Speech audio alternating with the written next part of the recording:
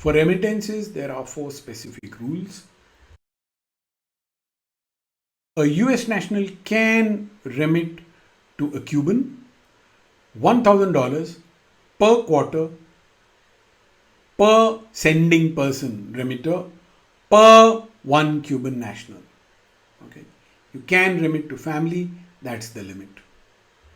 Certain remittances are prohibited to close family members of sanctioned Cuban officials, members of the Cuban Communist Party, even if they remain unnamed, shall not receive remittances.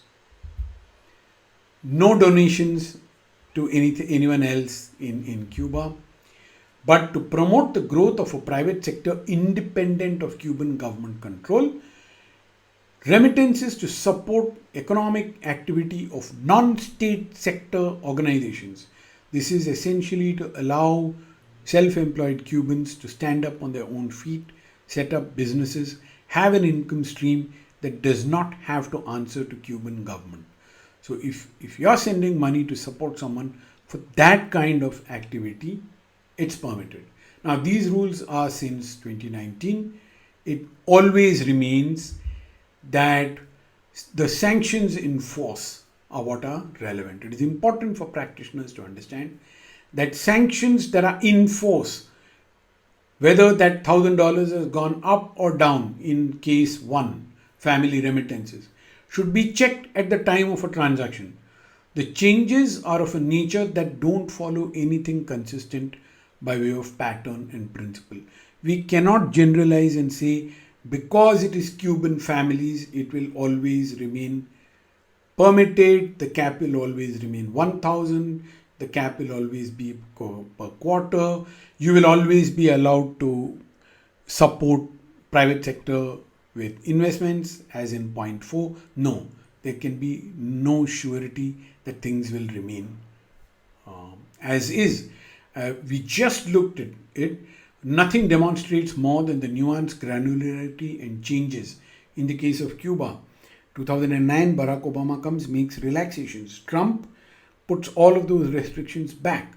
In 2019, it's back to the Democrats, but Biden makes restrictions of different kind than what Trump had done. So what should we look out for? We should look out for change of regime in the US. That's one part of the story. We should also look at if there's a real regime change in Cuba, because if that happens, Cuba restrictions might change substantially, if not evaporate, assuming that a non-communist government of a different kind emerges in Cuba. So it's very, very important to track what's happening. In Cuba, the probability of something favorable to Cuba happening is high because of the emigre population in US, which is rising in power, political power in US.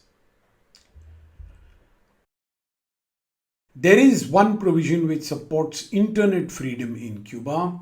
We can call that Cuba OFAC General License.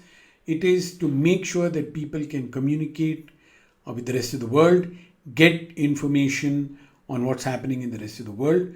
These are things which are deemed by the US to promote freedom in Cuba and promote thirst for freedom in Cuba. Okay, consumer communication devices are permitted. If you look at this general licensing, it is to help the average citizen interact with the outside world and nourish the thirst for freedom, but not communication equipment that the Cuban government or military could use. So that is the nature of sanctions for Cuba.